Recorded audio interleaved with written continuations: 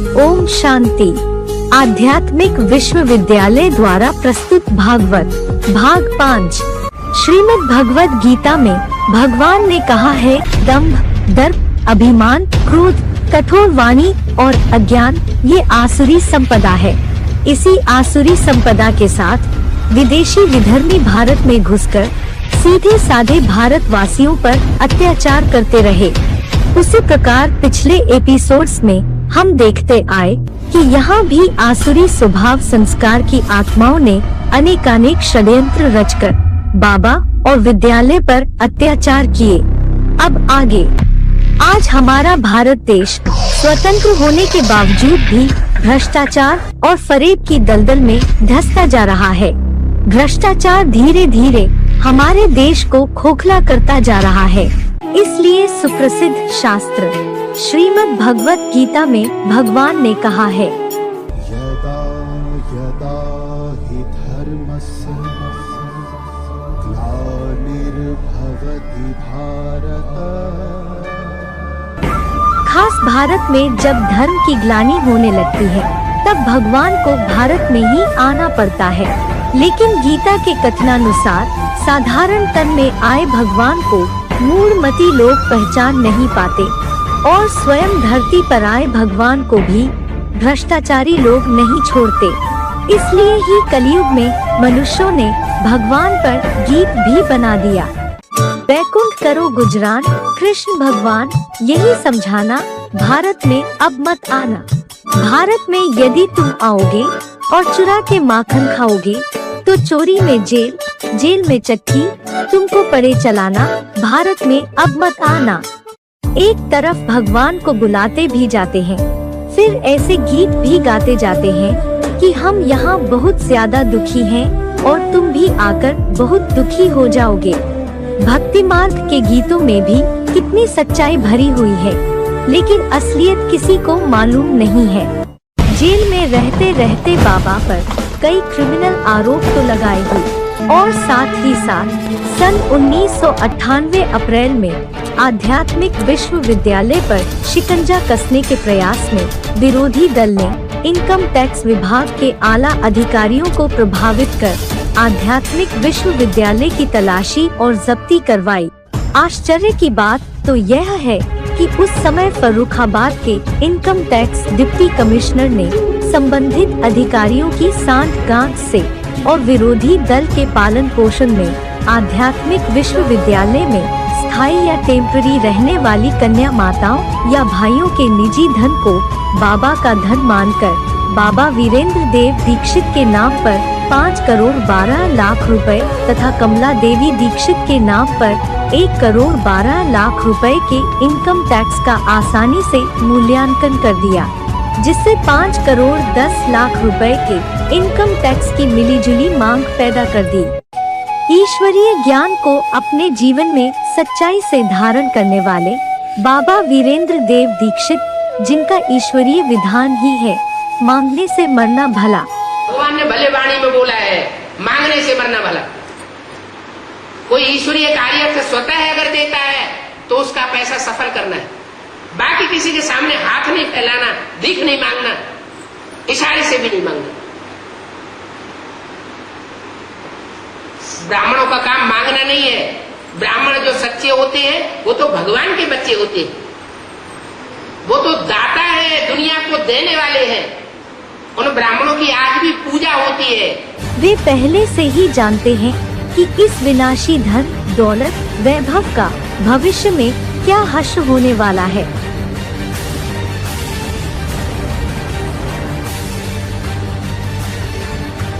तो क्या करना है? सर्विस में ज्यादा से ज्यादा टाइम जो स्थूल पेट है उसको भरने में नहीं लगाना। कोई कोई के पास तो इतना पैसा है कि जिंदगी भर बैठे बैठे खा सकते हैं।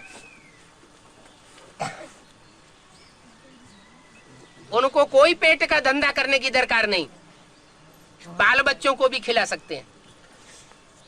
लेकिन डिड्डिया इतनी बड़ी हुई है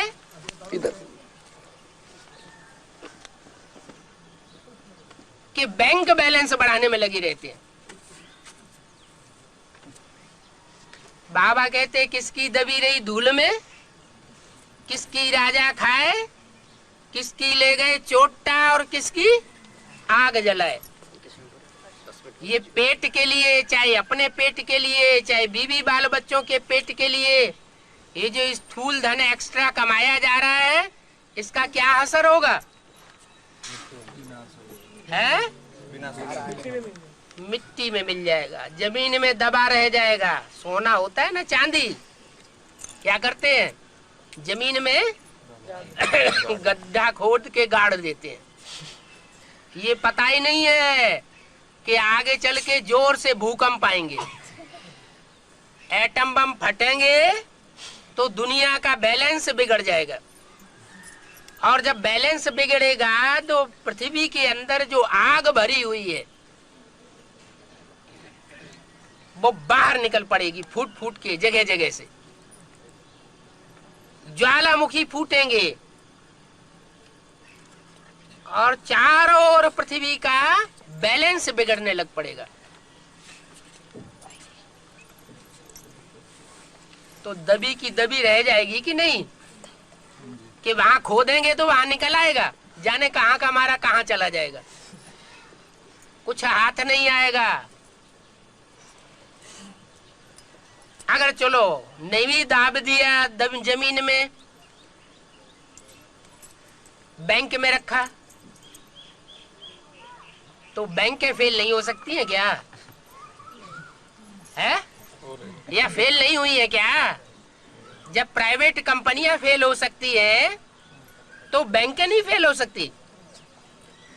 इस सच्चाई को जानते हुए भी बाबा भला विनाशी धन क्यों इकट्ठा करते? वास्तविकता तो यह है कि आध्यात्मिक विश्वविद्यालय के सदस्यों की अपनी स्वेच्छा व क्षमता अनुसार किए गए आर्थिक सहयोग से ही आध्यात्मिक विश्वविद्यालय का कार्यकलाप चलता है।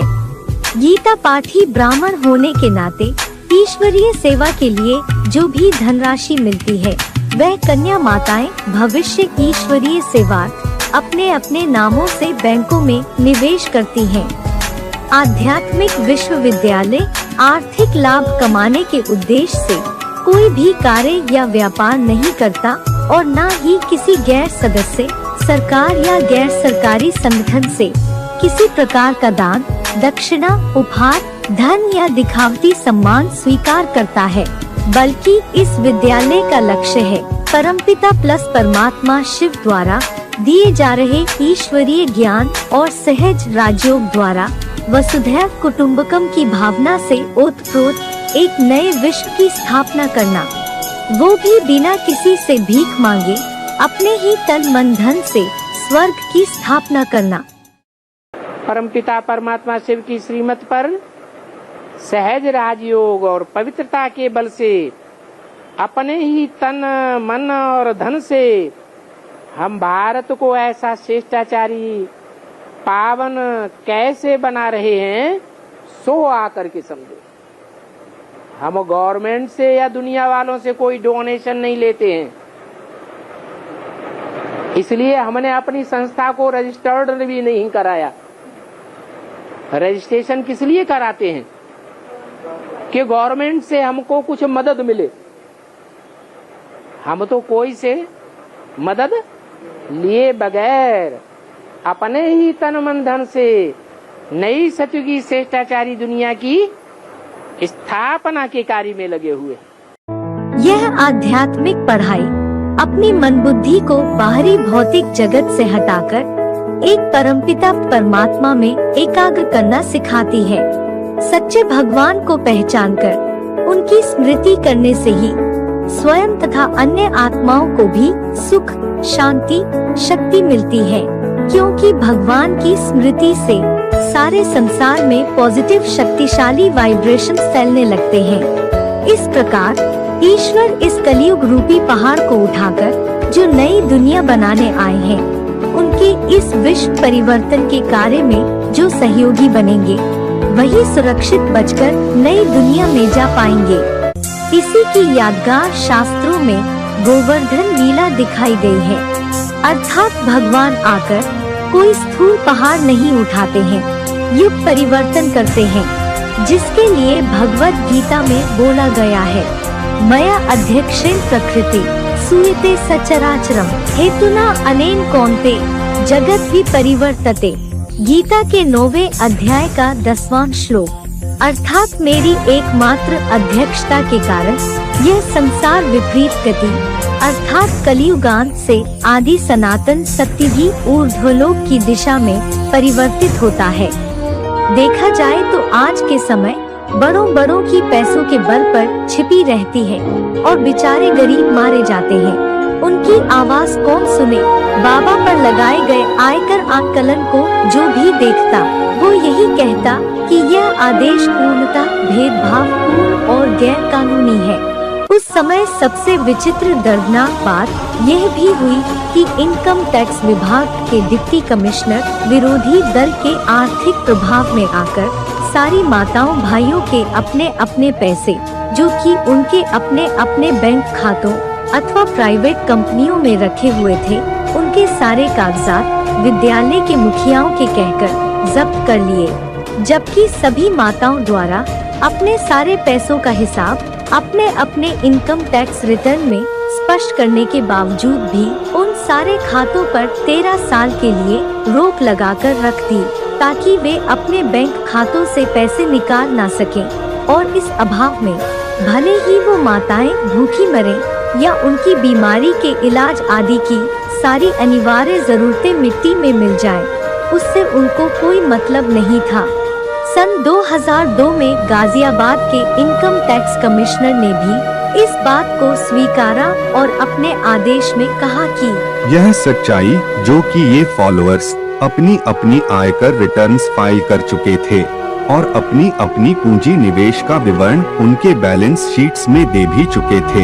यह बात फर्रुखाबाद के उप आयुक्त को पहले ही सोचनी चाहिए कि पहले ये इन सभी लोगों की जांच करें और तब कहें कि सारे पूंजी निवेश अपीलकर्ता बाबा वीरेंद्र दीक्षित और कमला देवी दीक्षित के हैं, परंतु उन्होंने ऐसा कोई एक्शन लिया ही नहीं। माननीय इनकम टैक्स कमिश्नर गाजियाबाद ने इस मामले में 3 करोड़ तक राहत देते हुए यह कहा कि फर्रुखाबाद के इनकम टैक्स डिप्टी कमिश्नर का निर्देश गलत है।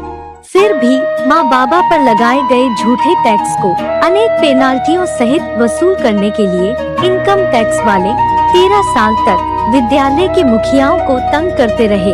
इनकम टैक्स वालों द्वारा ईश्वरीय परिवार के सदस्यों के अपने हाथों से बनाए हुए विद्यालयों के मकानों की नीलामी की धमकी, तो कभी बार बार विद्यालय के मुखियाओं को अरेस्ट करने की धमकी देते हुए 5.5 करोड़ का टैक्स, पेनाल्टी और ब्याज सहित लगभग 20-25 करोड़ रुपए तक की सारी रकम जमा करने के लिए प्रेशर देते रहे।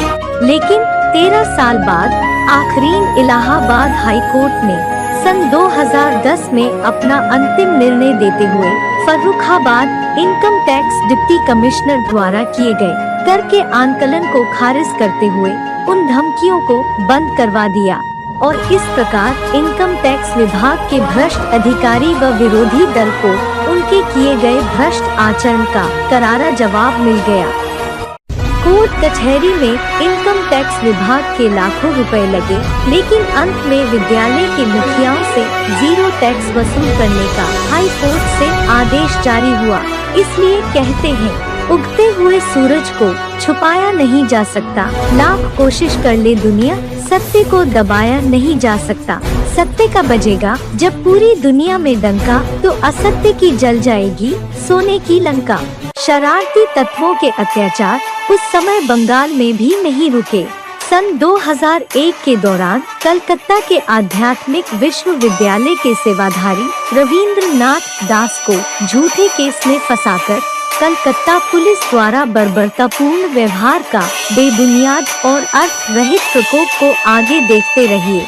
आध्यात्मिक परिवार को समाप्त करने के एक महत्वपूर्ण अभियान में हमारे भाई रविंद्रनाथ दास, जो मरीन इंजीनियर थे, जिन्होंने ईश्वरीय सेवा के लिए अपने पद से त्याग पत्र दे दिया था, वे कलकत्ता के ही आध्यात्मिक विश्वविद्यालय सॉल्ट लेक में मुख्य सेवाधारी के रूप में रहते थे। जुलाई 2001 के दौरान कलकत्ता की खादिम शूज कंपनी के मालिक उद्योगपति पार्था राय वर्मन, जो ब्रह्मा कुमारी आश्रम के भी सदस्य थे, उनके किडनैप के झूठे केस में रविंद्र नाथ दास को फंसाकर गिरफ्तार कर लिया। दिनांक 6 अगस्त 2001 को मध्य रात्रि के आसपास कलकत्ता पुलिस ने 200 पुलिस वालों के साथ कलकत्ता स्थित आध्यात्मिक विद्यालय पर छापा मारा। आध्यात्मिक विद्यालय के 4 निवासियों को गिरफ्तार किया। चूँकि रविंद्र नाथ दास कलकत्ते के आध्यात्मिक विद्यालय में मौजूद नहीं थे, तत्पश्चात कंपिल और फर्रुखाबाद स्थित आध्यात्मिक विश्वविद्यालय में भी पुलिस ने छापा मारा और दिनांक 11 अगस्त 2001 को कलकत्ता की पुलिस ने रविंद्र नाथ दास को कंपिल आध्यात्मिक विद्यालय से गिरफ्तार किया। हिंदी समाचार पत्र दैनिक जागरण में दिनांक 20 अगस्त 2001 को यह समाचार प्रकाशित हुआ कि अमेरिकी एजेंसी और इंटरपोल ने दाऊद इब्राहिम के अंडरवर्ल्ड गैंग में शामिल आतंकवादियों की पहचान करने में भारतीय पुलिस की सहायता की है, लेकिन फिर भी रविंद्र नाथ दास जैसे निर्दोष सेवाधारी को उसकी निर्दोषता के सभी प्रमाणों के बावजूद कठोर यातनाएं दी गयी, बर्बरतापूर्ण अमानवीय अत्याचार किए गए और लगभग 3 महीने बाद यानी 16 नवंबर 2001 को जमानत पर छोड़ दिया गया था। दिनांक 20 मई 2009 को स्पेशल कोर्ट ने खादिम शूज के मालिक के किडनैप के मामले में दुबई के प्रसिद्ध आतंकवादी आफताब अंसारी को उनके 4 अनुचरों के साथ आजीवन कारावास की सजा सुनाई और रविंद्र नाथ दास को दोष मुक्त कर बाइज्जत बरी कर दिया। अब उपरोक्त तथ्यों को जानकर कोई भी समझ सकता है कि षड्यंत्रकारियों के हाथ आध्यात्मिक परिवार को समाप्त करने की कोशिशों में कहां तक पहुंच सकते हैं। कहां दुबई के आतंकवादी और कहां भगवान की स्मृति में सेवा में अपना जीवन व्यतीत करने वाले ईश्वरीय परिवार के सदस्य। एक और घटना में षड्यंत्रकारियों ने कानपुर के कुंवर विजय सिंह द्वारा बाबा पर अनैतिक संबंध रखने की कपटपूर्ण शिकायत राष्ट्रपति, प्रधानमंत्री, गृह मंत्री तथा किरण बेदी जैसी गणमान्य व्यक्तियों को उकसाने के लिए करवाई। इसके परिणाम स्वरूप किरण बेदी द्वारा अशोक विहार दिल्ली के पुलिस थाने के डीसीपी ने विजय विहार दिल्ली स्थित आध्यात्मिक विद्यालय की सन 2003 में जांच आरंभ की। जांच पड़ताल के बाद पुलिस अधिकारियों को बाबा वीरेंद्र देव दीक्षित व आध्यात्मिक विश्वविद्यालय के खिलाफ कोई भी सबूत नहीं मिला। अतः कुंवर विजय सिंह द्वारा की गई शिकायत निराधार झूठी साबित पाई गई। भगवान श्री राम को शरणागत वत्सल राम कहा जाता है और यही परंपरा हमारे भारत की भी रही है। जो भी शरण में आए उसकी रक्षा करना अपना सर्वोपरि धर्म माना गया है। इस धर्म को भी पालन करते बाबा ने किन किन परिस्थितियों का सामना किया, उसे अगले एपिसोड में देखिए।